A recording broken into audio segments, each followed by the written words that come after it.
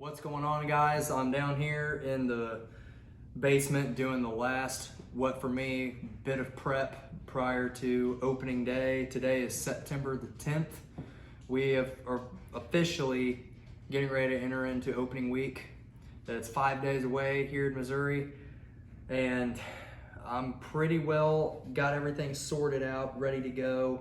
But one of the last things that I do is start screwing broadheads onto my hunting arrows and cross-reference them between broadheads to arrows and finding what combinations screw the best. And the reason that I do that is you may realize that even if you have a broadhead that doesn't spin quite what you want it to, check it across all of your arrows, because you may have an arrow that was cut in a way, or the insert is glued in a way that it'll actually spin true enough with that arrow, and you don't have to try to bend the broadhead straight or anything like that. So that's kind of what I'm doing here. This year I'm going to be using the 200 grain German Jager broadheads. These are a 2-blade double bevel. It has a 1-piece blade with a ferrule cut on contact, so it's a very robust design.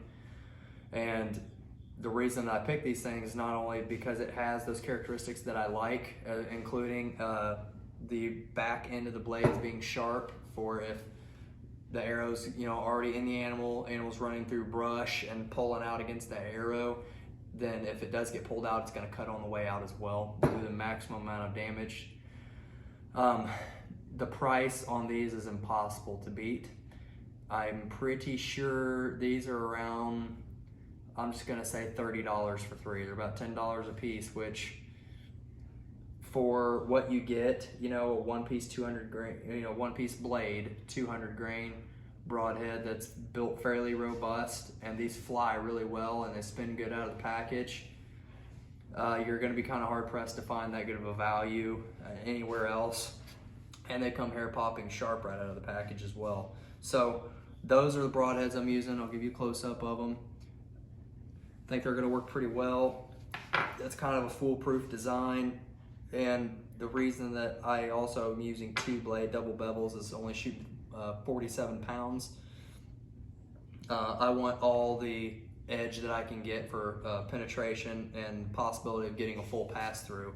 So the fewer blades and the double bevel design makes that a little bit more likely that that's going to happen. So moving over to my hunting arrows here.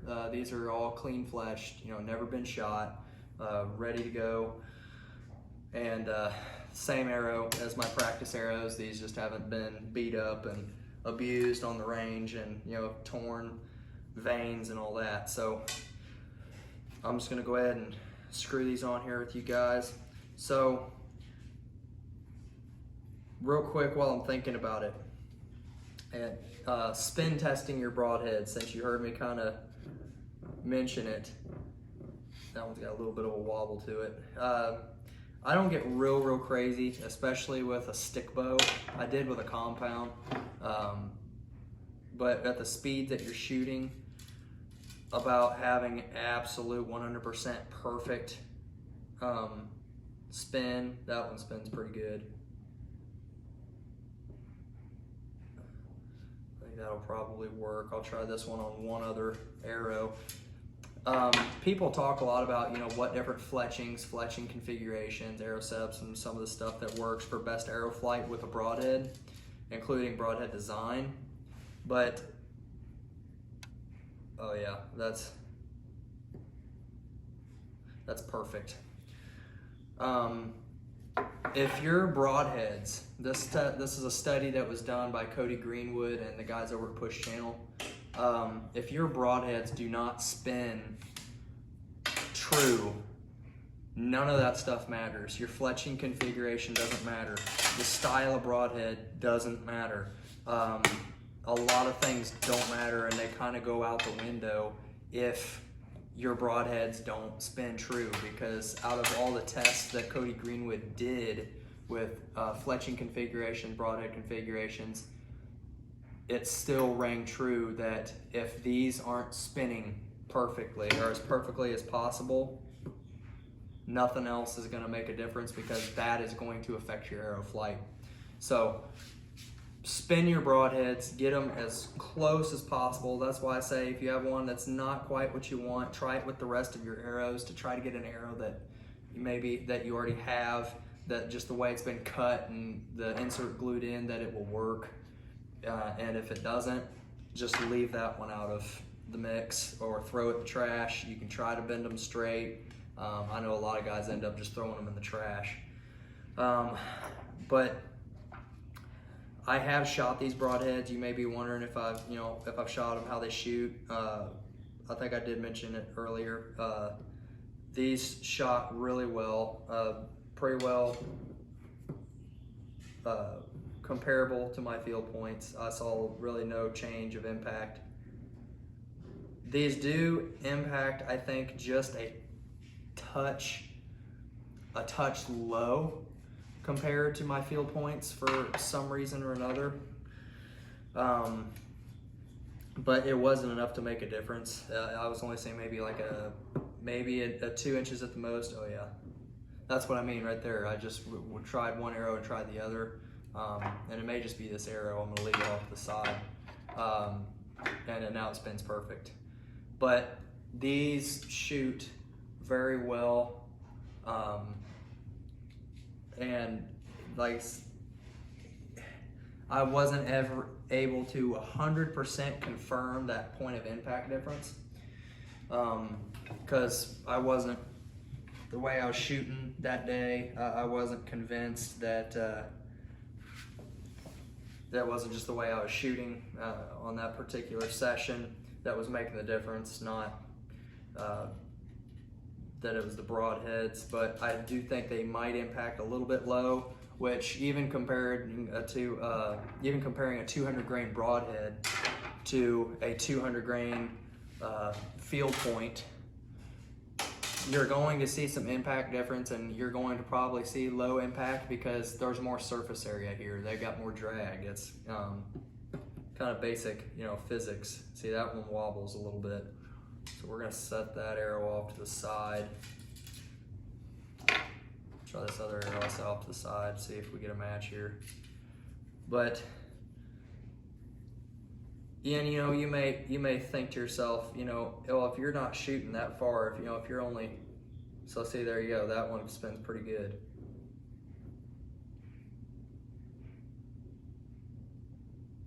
If you're only shooting 12, 15 yards, maybe this doesn't pertain to you, taking the time to actually do this. But the way that my mind goes, and the reason that I like to plan on potentially taking a longer shot, is not to take a long shot initially. I've talked about that in plenty of videos that you can go back and watch. My mindset, yeah, that's the best spinning one. I think that's gonna move to my #1 arrow.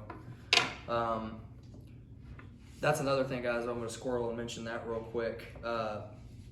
If you got a couple arrows that definitely spin better than the others, I would like to hope that they all spin very well, but like that one, I screwed it on and it spun dead on, no movement whatsoever. So that is immediately getting moved to my #1 spot in my quiver, to be the first arrow I shoot. But the reason that I like to make sure that I'm good for a longer shot, and that my gear is good for a longer shot, is in case of follow-up shots. Even if you take that first initial shot at 12 or 15 yards, let's say it's not the greatest shot in the world. Ooh, that one spins terrible, look at that. I want to say one of these broadheads might have been, the last time I spun them, might have been off. But if your shot isn't, fantastic, and that deer runs out to 30, 35 yards, and you need to go ahead and get another arrow on its way, there we go. That one spins perfect. And you need to get another arrow on the way, then your equipment needs to be able to still shoot accurately, you know, with broadheads out to that longer distance. So it's still worth considering and thinking about. But I've just got a 5-arrow Selway quiver here. So for hunting, I like to, you know, do a little bit of stump shooting sometimes on the way in or the way out, whatever. And depending on where I'm at, sometimes whenever I get up in the tree, you know, I'll give it a couple minutes to make sure there's nothing around, and I climb up in my tree and I pick a leaf or a stick or something like that, and I go ahead and take a shot from my tree stand. That's just something that I do. You know, some people I'm sure probably aren't real thrilled about the idea of doing that, but it kind of brings you into the zone of, you know, having to take a shot there in the area that you're hunting, and from your elevation, and maybe gives you the opportunity to see that something's wrong. So I go ahead and I throw a field point arrow in with my other arrows. I run 4 broadheads and 2 field points, and then I just go ahead and, you know, keep my other one here back at the house, ready to go. So anyway, guys, that's kind of my hunting arrow broadhead prep. I know it was a little bit of a scatterbrained video, but this is the last probably video I'm going to do before opening day, this coming Thursday. I'm hoping that I'll have a video to bring you after opening day as well, but yeah, I could or could not. So I'm wanted to go ahead and get your guys' wheels turning on getting those broadheads screwed on your arrows, spin test them, shoot them.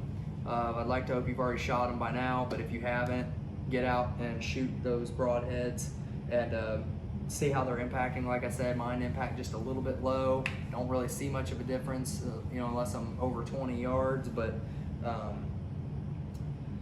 you need to know all this stuff before opening day, because some of your all seasons I know are already open or opening about the same time as mine. And I think like Illinois opens October 1st. So anyway, guys, thanks for watching this video. Thank you for checking out the channel. I appreciate all the support and the views that you guys have given me, all the new subscribers I've got coming on. Welcome to you guys. I'm glad to have you here. If you guys would feel like leaving a comment down below, let me know that you like the video. Let me know if there's something else that you want to see or that you want me to go over, and if I feel comfortable doing a video on it, then I will. But in the meantime, guys, the season is here, almost here. Mine is just in a few days, and it's time to get those last couple final kinks worked out, so you're not stressed out by the time, you know, the night before it gets here and you're not ready. You know, go ahead and get everything ready to go. It's a confidence booster, if nothing else, just having the peace of mind that all your stuff's taken care of, and as soon as opening morning is here, you're ready to rock and roll and go out there, seek some meat, and get something on the ground. So again, guys, thank you for watching the channel. Thank you for the views. Be sure to tune back in next time. And until then, stay safe. Good luck hunting if your all season's already open, and shoot straight.